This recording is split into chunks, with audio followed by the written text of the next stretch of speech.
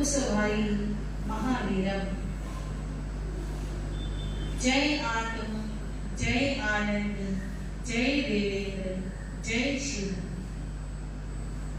आगम ज्ञाता उपाध्याय भगवान परम पूज्य गुरुदेव श्री जितेंद्र गुरुदेव। जय शशिकांता, जय सरिता, जय अजय, जय मंजुला। गुरु कृपा से गुरु चरणों में रहकर मेरी ये अल्प बुद्धि जो भी कुछ स्वीकार कर पाई कुछ आपके समक्ष रखने का प्रयास करूं। देवाधिदेव चरम तीर्थंकर शासनेश प्रभु महावीर स्वामी की पावन पवित्र आनंददायिनी कल्याणकारिणी वाणी आप सुन रहे हैं। प्रथम तीर्थंकर प्रभु श्री ऋषभ देव जी के परम पावन जीवन चरित्र के माध्यम से आपने सुना कि प्रभु श्री ऋषभ देव जी जिन्होंने 13 भव पहले सम्यक प्राप्त किया और इन 13 जन्मों में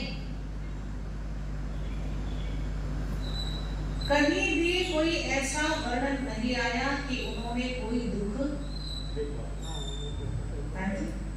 किसी प्रकार का देखा। अन्य तीर्थंकरों का तो ये आता है कि पूर्व भवों में सम्यक प्राप्ति के बाद वो नरक में भी गए, कोई तिरंची में भी गए, कोई नरक में भी गए, सभी नहीं, पर भगवान ऋषभ देव जी का कोई होना, यानी पूर्ण सुखमय तरीके से उनकी क्या चली अध्यात्म की यात्रा चली। और इस यात्रा के चलते चलते अंतिम भव में उनका जन्म हो चुका है और जन्म के साथ कल बताया था ऋषभ उनका नाम रखा गया। इक्ष्वाकु वंश, लाड़ प्यार से पालन पोषण और समय आने पर एक उनकी सहजात सुमंगला और दूसरी सुनंदा, उनके साथ उनका पाणी ग्रहण विवाह संस्कार संपन्न।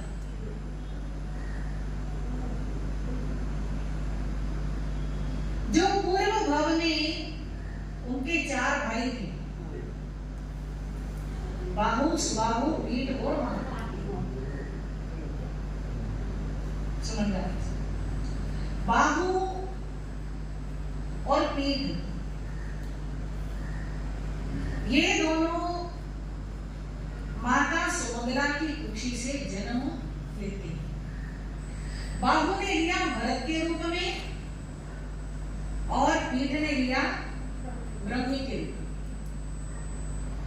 और जो दूसरे भाई थे 2 सुबाहु और महापीठ, इन्होंने सुनंदा की कुक्षी से युगल रूप में जन्म लिया। एक ने बाहुबली के रूप में और महापीठ ने सुंदरी के रूप में। ये 4 भाइयों ने समान साधना की थी पर फिर भी 2 पुत्र रूप में जन्मे हैं और 2 पुत्रियों के रूप में जन्मे हैं। उसका कारण बताया था ना कि 2 ने तो सेवा करी, बाहु और सुबाहु ने तो साधुओं की मुनियों की खूब वैयावृत्ति की और 2 स्वाध्याय बोध करते थे पर मन ही मन उनके प्रति थोड़ी सी क्या रखते थे, अब नकारात्मकता तो नकारात्मकता ही है ना, मन में खुशी नहीं रहती। कोई भी नेगेटिविटी मन में आती है तो वो सबसे पहले मन की खुशी को क्या करती है, खत्म करती है। जब खुशी खत्म हो जाती है तो फिर किसी भी काम में वो आनंद आता नहीं है। तो उनके मन के अंदर भी नेगेटिविटी थी जिससे उनको अपने धर्मी कार्यों में आनंद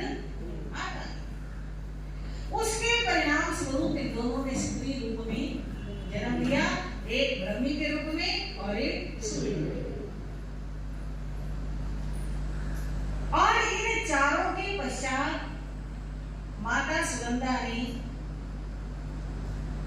98 और पुत्रों को जन्म दिया। अभी तक तो ये परंपरा थी कि जब भी युगल उत्पन्न होता था तो एक लड़का और एक लड़की उत्पन्न होती। अब ये परंपरा क्या होने लगी है, समय के साथ साथ बदलने लगी। तो माता सुनंदा के हुए तो युगल, परंतु पुत्र पुत्र थे। इस प्रकार 100 पुत्र हो गए और 2 और आचार्य फरमाते हैं कि जैसे एक वृक्ष अपनी शाखाओं से, प्रतिशाखाओं से, अपने पत्रों से, पुष्पों से, फलों से शोभा को प्राप्त होता है, ऐसे प्रभु श्री ऋषभ देव जी अपने पुत्रों से, अपनी पुत्रियों से, अपने पोत्रों से, बड़े बड़े परिवार से क्या थे, संपन्न थे, सुशोभित।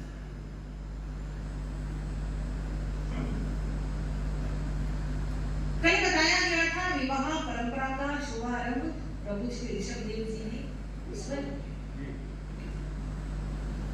अभी तक तो ऐसे होता था कि जो युगल उत्पन्न होता था जीवन के अंतिम समय में वही दाम्पत्य का उपभोग करके एक युगल को जन्म देता और मृत्यु को प्राप्त करता। अब इस परंपरा को प्रभु ऋषभ देव जी ने परिवर्तित किया। भरत जी के साथ ब्रह्मी का जन्म हुआ था। पुरानी परंपरा के अनुसार भरत जी का विवाह किससे होना था, ब्रह्मी से होना था, परंतु प्रभु ऋषभ देव जी ने ब्रह्मी का विवाह बाहुबली जी के साथ किया। और भरत जी जो सुंदरी को अपना स्त्री रत्न बनाना चाहते थे, क्योंकि वो चक्रवर्ती बने ना बाद, स्त्री रत्न बनाना चाहते थे, परंतु सुंदरी की भावना गृहस्थ में प्रवेश करने की बनी नहीं और उसकी भावना के अनुसार उसने विवाह किया। तो ये विवाह परंपरा की क्या हुई शुरुआत। उसके अलावा और प्रकृति में बहुत परिवर्तन आ रहे थे, बहुत बदलाव आ रहे थे। उन बदलावों के तहत वृक्ष कम होने लगे थे। जैसे आजकल भी वृक्ष काटे जा रहे हैं, कभी सड़कें चौड़ी करने के लिए, कभी बिल्डिंग बनाने के लिए, कभी लोग फैक्ट्रियां बनाने के लिए खेती की जमीन खरीद लेते हैं, खेतों की जगह क्या बनने लगी, फैक्ट्रियां बनने लगी। तो उस जमाने में भी वृक्ष प्राकृतिक रूप से क्या होने लगे, कम होने लगे और उनकी शक्तियां भी कम होने लगी। पहले वो जितना फल देते थे अब उतना फल नहीं देते। पहले जितना कल्प वृक्षों से प्रकाश निकलता था अब उतना प्रकाश नहीं निकलता। ऐसे कहते हैं कि पहले तो कल्प वृक्षों के प्रकाश के कारण रात्रि में भी प्रकाश रहता है, रात्रि में भी अंधेरा नहीं होता। अंधेरा नहीं होता था तो उनको अंधेरे की आदत भी उस समय के लोगों को नहीं होती। जब कल्प वृक्षों की रोशनी कम पड़ने लगी और जब बहुत कम हो गई तो उनको रात्रि के समय आकाश में चंद्रमा दिखाई दिया,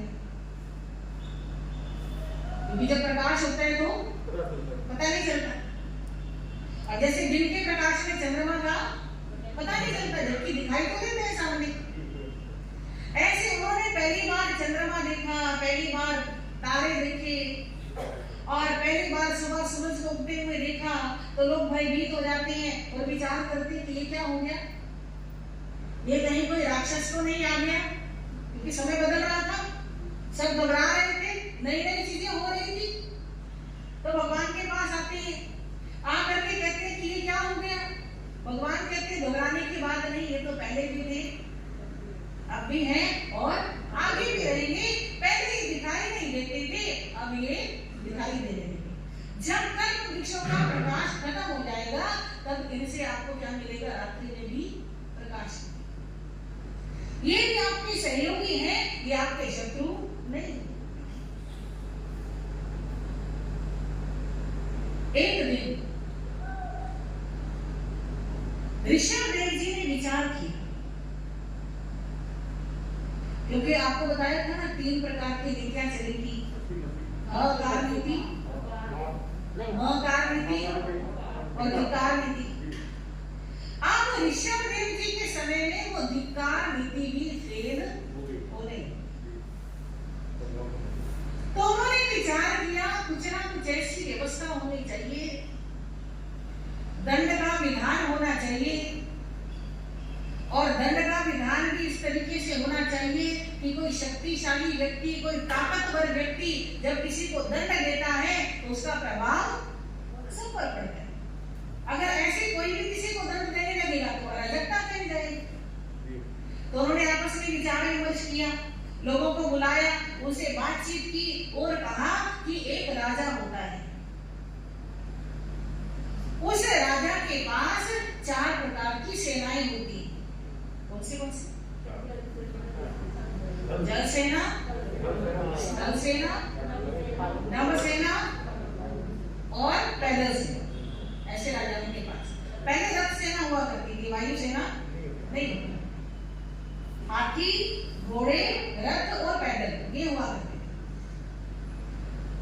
तो जो राजा होता है उसके अधीन इतनी सारी सेनाएं होती है, उसके पास बहुत सारी संपत्ति होती है, बहुत सारे लोग उसका आदेश मानते हैं, जिसकी वजह से वो राजा बहुत शक्तिशाली हो जाता है। और वो राजा जब किसी को दंड देता है तो फिर प्रजा में क्या होता है? सुधार होता है। तो आप ऐसा करो, प्रभु ऋषभदेव जी, राजा ऋषभदेव जी ने कहा उन सबको कि आप मेरे पिता नाभिराय जी के पास जाओ, उनसे प्रार्थना करो, वो आपको राजा देंगे। आपको क्या देंगे?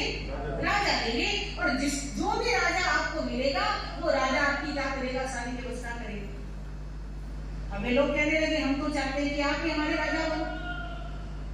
कहते मैं अपने आप ऐसे कुछ नहीं कहूंगा, क्योंकि जो व्यवस्था है बड़ों से आनी चाहिए, उसी तरीके से काम होना चाहिए। तो वे सब लोग नाभिराय जी के पास जाते हैं, नहीं तो नहीं आते। किसके पास जाते हैं? और जाकर के सारी बात बताते हैं, अपनी भावना भी रखते हैं। हम चाहते हैं कि ऋषभदेव क्या बने? नाभिराय ने कहा तथास्तु, और क्या चाहिए? नेकी और कुछ।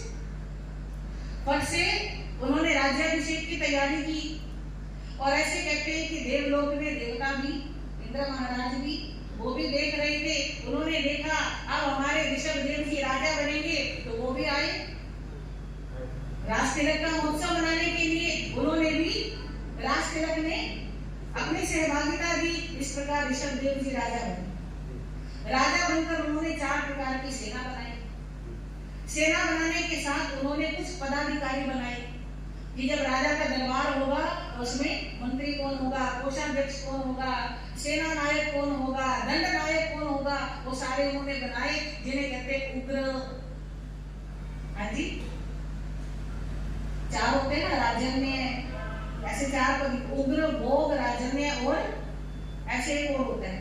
उनको अलग अलग पदवियां दी। आपका ये डिपार्टमेंट है, आपका ये डिपार्टमेंट है, आपका ये डिपार्टमेंट है, ऐसे उन्होंने व्यवस्थाएं की। और उन्होंने दंड नीति भी निर्धारित की।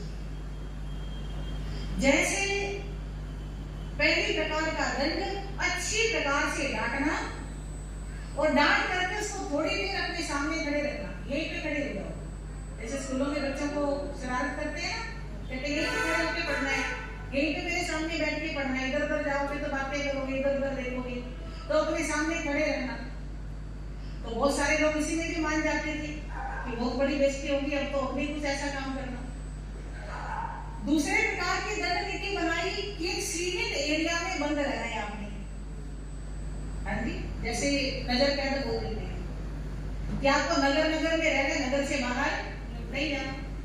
तीसरी प्रकार की नीति बनाई कि जो उससे भी ज्यादा बड़े अपराधी होते थे उनको जेल में बंद किया जाता था। और चौथे प्रकार की नीति बनाई अंग भंग करना। किसी का हाथ में बहुत ज्यादा अपराध है, किसी का पैर, किसी की कान, किसी की नाक ऐसे काट देना, कहीं किसी निशान लगा के छोड़ देना, ऐसे क्या बनाई? दंड नीति। कई विचारक ऐसा करते हैं कि बाद वाली 2 नीतियां भरत जी ने बनाई, और कई ऐसा कहते हैं कि चारों नीतियां भगवान जी ऋषभ देव जी, क्योंकि व्यवस्था के लिए भय का होना भी बहुत जरूरी है। भय के बिना व्यवस्था बनती नहीं।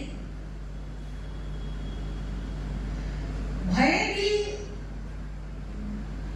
बहुत सारे रोल प्ले करता है हमारी लाइफ। एक तो डरना होता है कि डर के मारे व्यक्ति गलत कार्य करता है, वो डरना गलत है। एक डरना होता है जिस डर की वजह से व्यक्ति अच्छे कार्य करता है। समझ आ रही? तो जो डर हमसे अच्छे काम कराए वो डर भी क्या है? अच्छा ही है। अब जैसे कल हमारी चर्चा हो रही थी, कोई भाई आए थे कि सेल्फ डिफेंस को लेकर, यहाँ पर भी मैं प्रेरणा आपको दे रही हूँ कि अपने अपने स्तर पर आप कुछ कीजिए। ऐसे कोई चर्चा चल रही है, कहते हैं तो डर फैल रहा है। तो जिस डर से हम स्वयं मजबूत होते हैं, जिस डर से हम अपने धर्म की सुरक्षा करने के लिए तैयार होते हैं, अपने शरीर की सुरक्षा के लिए तैयार होते हैं, वो डर तो हमारे लिए कल्याणकारी है। समझ आई बात? तो डरना हमेशा बुरा नहीं होता। अब बच्चा जो पढ़ नहीं रहा है, अगर डर की वजह से पढ़ लेता है तो क्या बुराई है? उसका भविष्य तो बन रहा है ना, वो अच्छे रास्ते तो चल रहा है। और ऐसा निर्भय होना किस काम का जो उस बच्चे को दुर्व्यसनों में डाल दे। पहले माता पिता का डर होता था,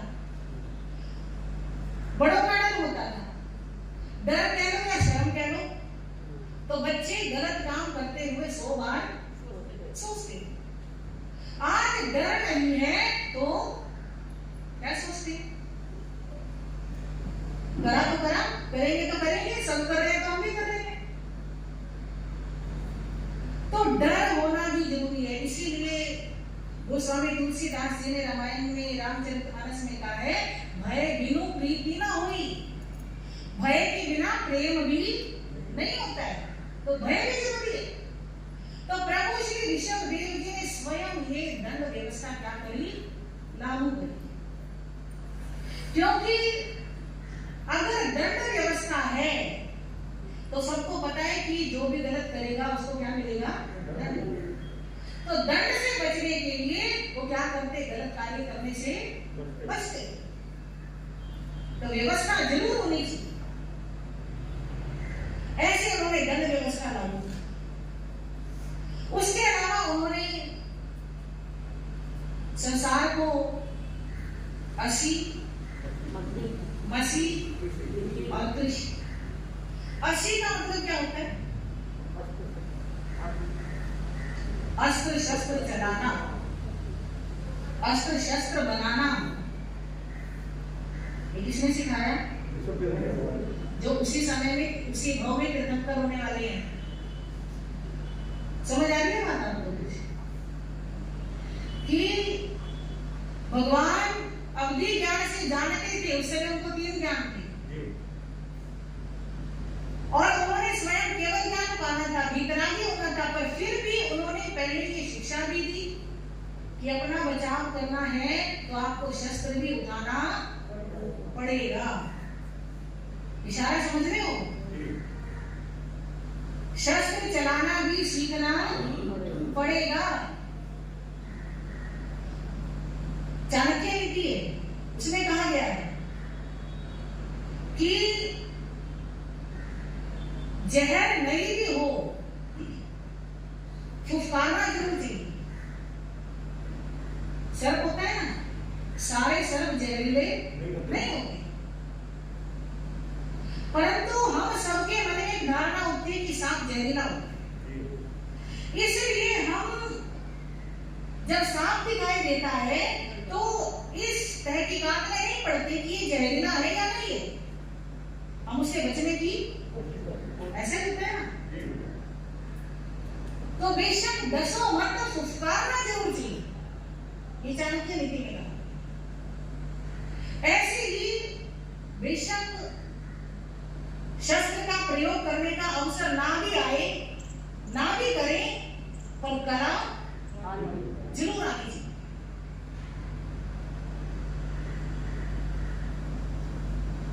तो सबसे पहला उन्होंने सिखाया 80 यानी अस्त्र शस्त्र बनाओ और उनको प्रयोग करना सीखो और जरूरत पड़ने पर अपनी रक्षा भी करो।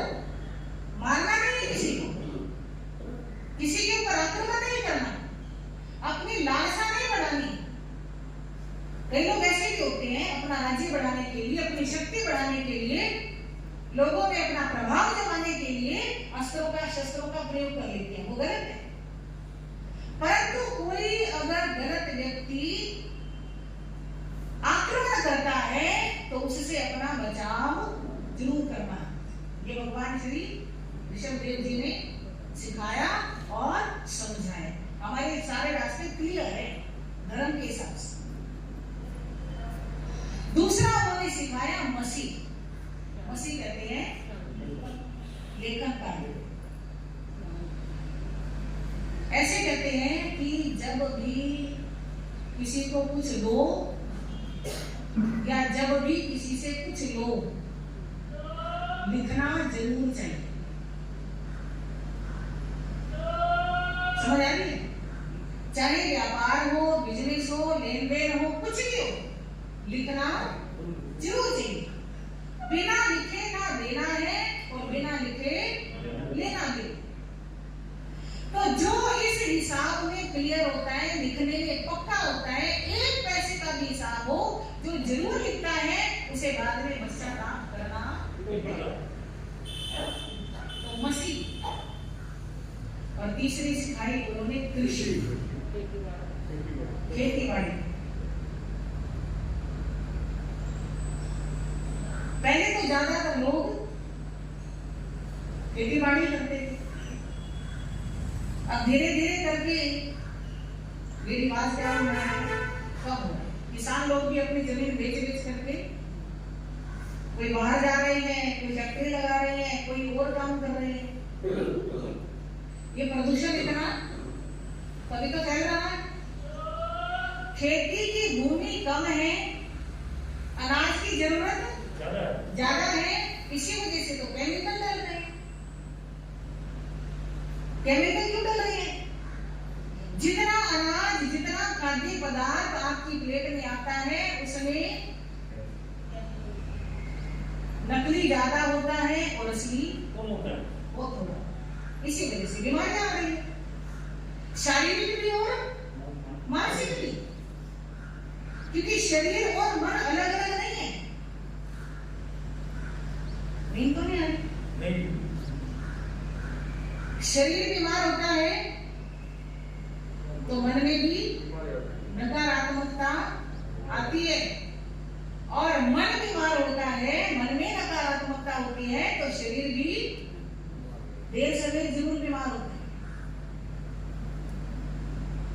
तो भगवान ने तीसरी चीज सिखाई कृषि करना, क्योंकि अभी तक कृषि करने की जरूरत होती है, अपने आप सब चीजें पैदा होती है, सब प्रकार के अनाज अपने आप पैदा होते हैं। गेहूं, चावल, जीरी समझ लेना, दाल, चने, जितने प्रकार के अनाज है सब पहले भी पैदा होते हैं। ये कोई बीज पैदा हो किसी की वो नहीं है, ये चलता ही रहता है। क्योंकि जब छठा आना आता है और छठा आना खत्म होता है तो सारी चीजों की क्या की जाती है, सुरक्षा की जाती है विनाश होने से पहले। तो उसमें मनुष्य, मनुष्यनियां, तिर्यंचियां, सब प्रकार की प्रजातियां, उनको क्या किया जाता है, सुरक्षित किया जाता है। तो ऐसे सब प्रकार के बीजों को भी तभी तो आते हैं ना ऐसे बीज। तो पहले बिना उगाए पैदा होते थे, अब बिना उगाए पैदा नहीं होते हैं। तो भगवान उनको क्या करते हैं कि अपने आप पैदा नहीं हो रहे तो तुम थोड़ा सा प्रयत्न करो, तुम थोड़ा सा पुरुषार्थ करो और क्या करो, खेती करो। पशुओं से काम लेना सिखाया, पशुओं से अपनी रक्षा करनी भी सिखाई। अब लोग जब तक खेती बाड़ी नहीं सिखाई थी तब तक तो जो पैदा होता था बस थोड़ा और खा लिया। अनाज में ताकत भी होती थी, अच्छा भी होता था और उनकी हाजमा की शक्ति भी, पाचन शक्ति भी अच्छी होती थी। पर समय के साथ साथ दोनों चीजें कम हो रही हैं, अनाज की शक्ति और पाचन शक्ति। लोग उस अनाज को खाते हैं, पेट में दर्द होता है। राजा ऋषभदेव जी के पास आते हैं, क्या करें? तो राजा ऋषभदेव जी उनको बताते हैं, इस अनाज के आप छिलके उतारो और उनको ऐसे मसल करके खाओ। थोड़े दिन सबने खाया, पर थोड़े टाइम के बाद उसमें भी क्या होने लगी, तकलीफ होने लगी। अब क्या करें?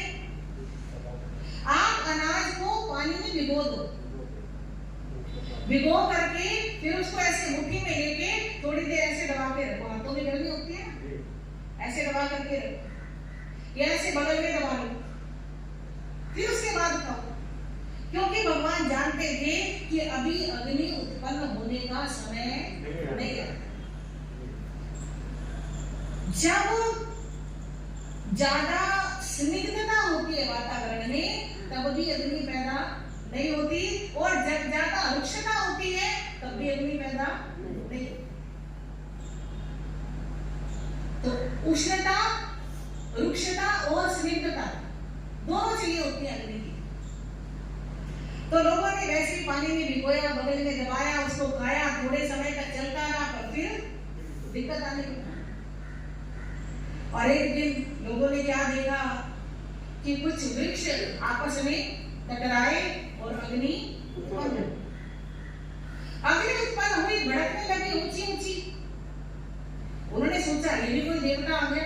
लोगों ने सोचा ये भी कोई देवता है, क्या मालूम ये कोई रत्न हो, क्या मालूम ये कोई हीरे मोती हो। उन्होंने हाथ डाल दिया उसको पकड़ने के लिए, हाथ जल गया।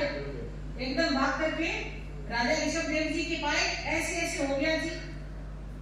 अच्छा, भगवान देख रहे थे कि क्या हो गई, अग्नि उत्पन्न हो गई। भगवान ने कहा तुम्हारी समस्या का समाधान आ गया, तुम अपने अन्न को इसमें पकाओ और खाओ।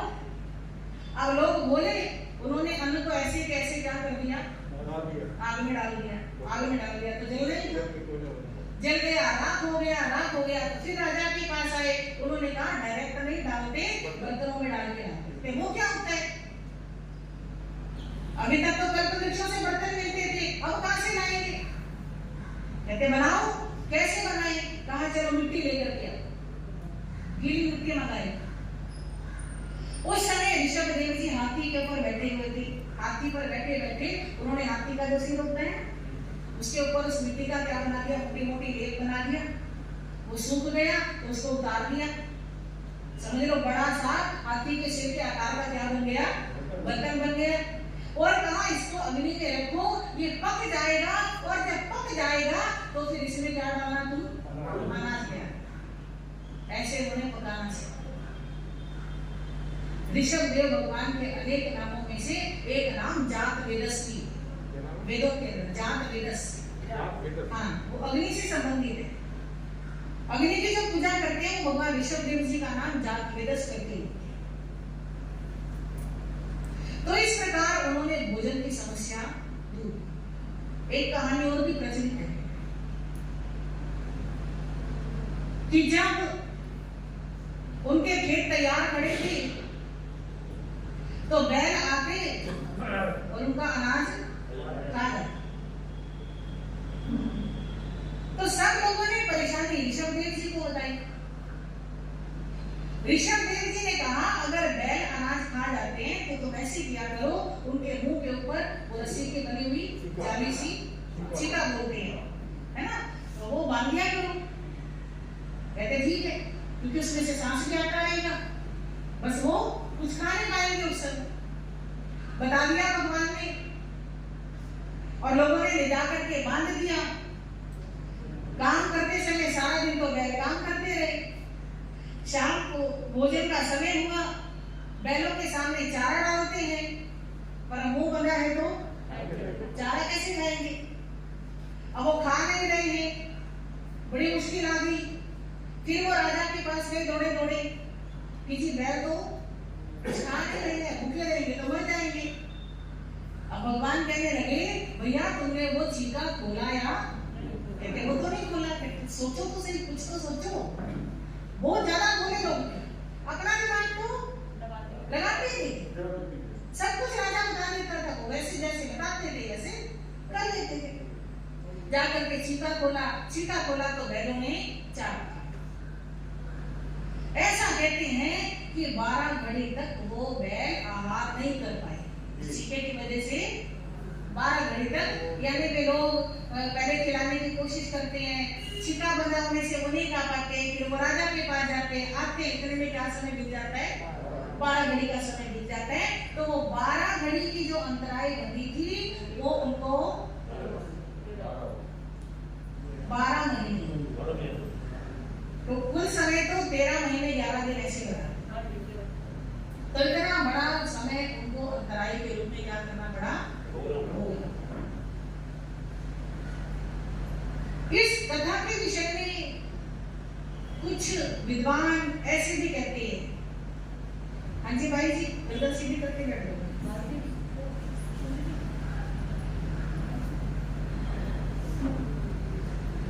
कि भगवान श्री ऋषभ देव जी तीन ज्ञान के ज्ञानी है, समेत्री है, क्षायिक समेत्री है, उसी भाव में मोक्ष जाना है उनको। तो क्षायिक संकिति जो होते हैं वो ऐसा प्रगाढ़ बंधन, हाँ जी, निकाचित बंधन ऐसा नहीं मान सकते। समझ आ रही है आपको? और निकाचित बंधन तब होता है जब मन से भी वही भावना हो, वचन से भी वही हो, शरीर से भी वही करे। यानी अगर उनकी भावना ये होती कि बैलों को भूखा रखना है ना, वचन से भी ऐसे बोलते कि 12 घड़ी तक तुमको देना नहीं है, काय से भी वैसा करते, तो निकाचित बंद होता है। उनकी तो भावना ऐसी थी नहीं कि बैल भोजन ना करे, ठीक है ऐसे कहा। और ऐसा उन्होंने कहा भी नहीं था, उन्होंने ये कहा था कि जब पेट में काम करते हैं उस समय चीका बांध दिया। और ऐसा भी नहीं था कि निश्चित समय सोच करके खुलवाया उन्होंने, वो तो जब उन्होंने बता दिया था बता दिया। सहज भाव, तो सहज भाव में अगर कोई काम कर रहे हैं और ऐसा बड़ा कर्म बंद हो जाए कि 13 महीनों तक पानी की बूंद ना मिले, तो फिर तो अन्याय हो गया कर्मों का हमारे साथ। ठीक है कि गलत है? और सहज भाव में तो हम इतना कुछ ऐसे कर लेते हैं तो कुछ भी नहीं बचा। तो ये जो अंतराय या जो अलाभ परिचय उनके जीवन में आया, ये उस कहानी से संबंधित नहीं है। उनका पिछले जन्मों में किसी न किसी जन्म के किसी कर्म फल का यहाँ पर क्या आया, उनका उदय आया। तो ऐसे ये दोनों बातें, एक कहानी ये कहती है कि इस घटना की वजह से कि 12 घड़ी चीका बांधा तो 12 महीने अंतराय आया, और एक कथाकार ये कहते हैं कि उस घटना से इसका कोई संबंध नहीं है, कि किसी न किसी पिछले जन्म की कोई ना कोई घटना होगी जो बताई नहीं गई है या लुप्त हो गई है, पर कुछ ना कुछ और जो भी अंतराय तो आई। तो ऐसे 80 मसी कृषि, और इसके साथ साथ उन्होंने बर्तन बनाना सिखाया, तो वो शिल्प कला क्या हो गई, प्रारंभ। मनोरंजन के लिए चित्र बनाने, मूर्तियां बनानी, कलाकृतियां बनानी, हाँ जी, ये सारा कुछ, मकान बनाने रहने के लिए, क्योंकि पहले तो कल कुछों से मकान भी बन नहीं थे, अब मकान बनाने भी 72 कला पुरुषों की और 64 कला स्त्रियों की। जिंदगी में जो जो चीज काम आती है वो हर चीज भगवान ने सिखाई। अपनी दोनों पुत्रियों को, ब्रह्मी और सुंदरी, 18 प्रकार की लिपियां सिखाई और सुंदरी को गणित विद्या का ज्ञान। गणित का मतलब तोल, माप, लीटर, सब चीजें उन्होंने उसको सिखाई, क्योंकि लेन देन में ये सारे तोल माप काम आते हैं। तोला कितना होता है, मासा कितना होता है, ग्राम कितना होता है, किलो कितना होता है, मन कितना होता है, वो सारी चीजें उन्होंने सिखाई। लीटर कितना, मीटर कितना, इंच कितना, फुट कितना, सारा कुछ उन्होंने सुंदरी को सिखाया। पशु पक्षियों की भाषा समझना। अब पहले कल्प वृक्षों से वस्त्र मिलते थे, वस्त्र मिलने बंद हो गए, तो लज्जा ढकने के लिए, सर्दी गर्मी का निवारण करने के लिए उन्होंने वस्त्र बनाने सिखाए। बाल बहुत ज्यादा बढ़ जाते हैं, नाखून बहुत ज्यादा बढ़ जाते हैं, गंदे लगते हैं, तो उन्होंने नाई की विद्या सिखाई।